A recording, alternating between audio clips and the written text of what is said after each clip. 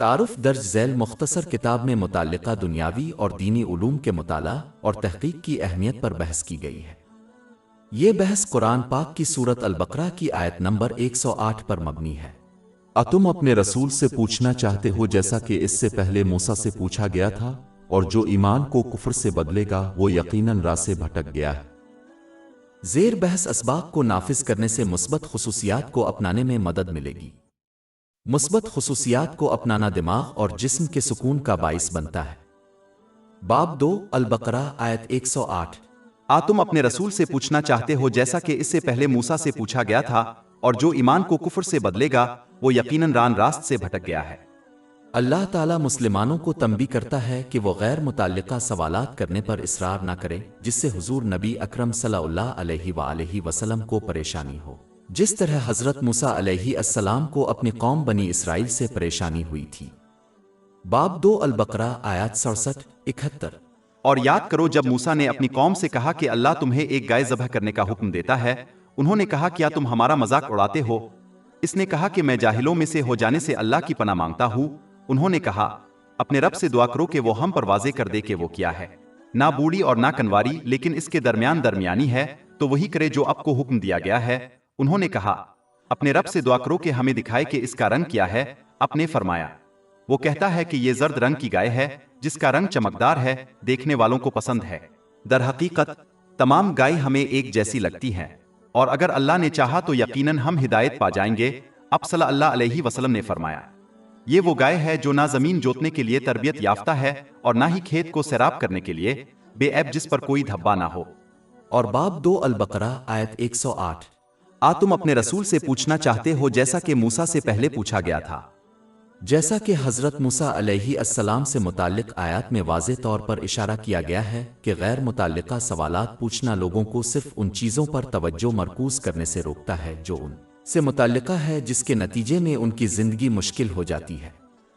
اس کا اطلاق دنیاوی اور دینی دونوں معاملات پر ہوتا ہے۔ ایک مسلمان کو ان مسائل کی تحقیق اور استفسار پر توجہ دینی چاہیے جن کے بارے میں قیامت کے دن سوال کیا جائے گا۔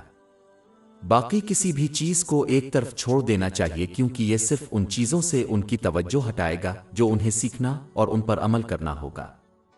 جیسا کہ صحیح مسلم نمبر 3257 میں موجود ایک حدیث میں نصیحت کی گئی ہے کہ مسلمانوں کو چاہیے کہ وہ بے مقصد سوالات کرنے سے گریز کریں اور اس کے بجائے ان چیزوں سے اجتناب کریں جن سے انہیں منع کیا گیا ہے، اور جس کا انہیں حکم دیا گیا ہے اسے پورا کرنے پر توجہ دیں۔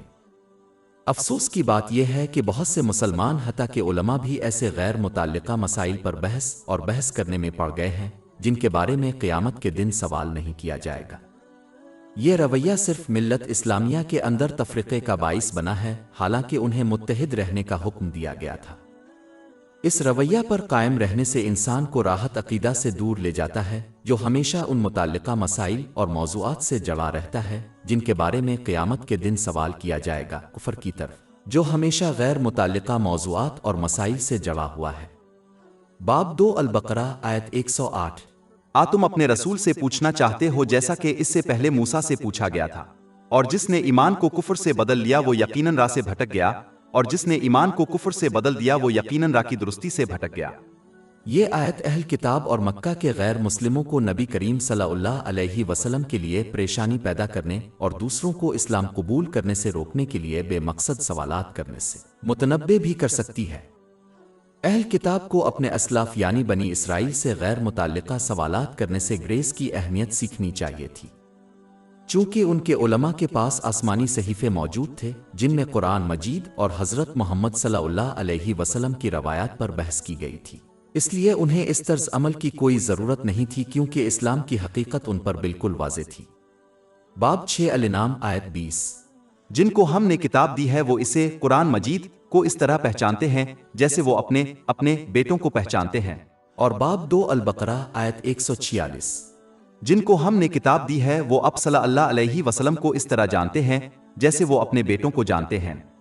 اور مکہ کے غیر مسلم حضور نبی اکرم صلی اللہ علیہ وآلہ وسلم کے اعلان نبوت سے 40 سال پہلے کے ساتھ رہتے تھے اور اس لیے جانتے تھے کہ وہ جھوٹے نہیں ہیں۔ باب 10 یونس آیت 16۔ کیونکہ میں اس سے پہلے زندگی بھر تمہارے درمیان رہا تھا، پھر کیا تم عقل نہیں کرو گے؟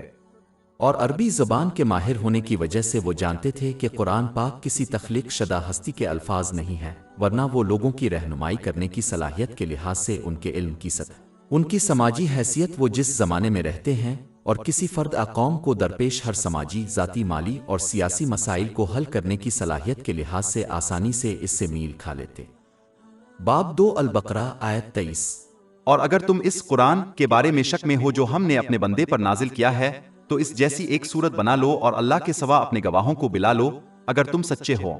اہل کتاب اور مکہ کے غیر مسلموں سے دوسروں کو اسلام سے گمراہ کرنے کے لیے فضول باتوں پر عمل کرنے والوں نے صرف اس عقیدے کا تبادلہ کیا جو انہیں کفر کے لیے پیش کیا گیا تھا۔ باب 2 البقرہ آیت 108۔ اور جس نے ایمان کو کفر سے بدل دیا وہ یقیناً راستی سے بھٹک گیا۔ راست سے بھٹکنے والے کو اس دنیا میں مشکلات کے سوا کچھ نہیں ملے گا اور ان کا راستہ اگلے جہان میں جنت میں ختم نہیں ہوگا، کیونکہ وہ اللہ تعالیٰ کی مخلصانہ اطاعت کو بھول گئے، جس میں ان نعمتوں کو استعمال کرنا شامل ہے جو اس کی خوشنودی کے لیے دی گئی ہیں، جیسا کہ قرآن کریم اور نبی اکرم صلی اللہ علیہ وسلم کی روایات میں بیان کیا گیا ہے۔ باب 20 طٰہٰ آیات 124-126۔ اور جو میری یاد سے روگردانی کرے گا اس کی زندگی تنگدستی سے گزرے گی اور ہم اسے قیامت کے دن اندھا اٹھائیں گے، وہ کہے گا اے میرے رب تو نے مجھے اندھا کیوں اٹھایا جبکہ میں دیکھ رہا تھا؟ اللہ تعالیٰ فرمائے گا کہ اسی طرح ہماری نشانیاں تیرے پاس پہنچی اور تو نے ان کو بھلا دیا اور اسی طرح آج کے دن تجھے بھلا دیا جائے گا۔ ہماری ویب سائٹ www.shayk.com پر 500 سے زیادہ مفت e books, audio books, infographics, podcast اور بلاگ دستیاب ہے۔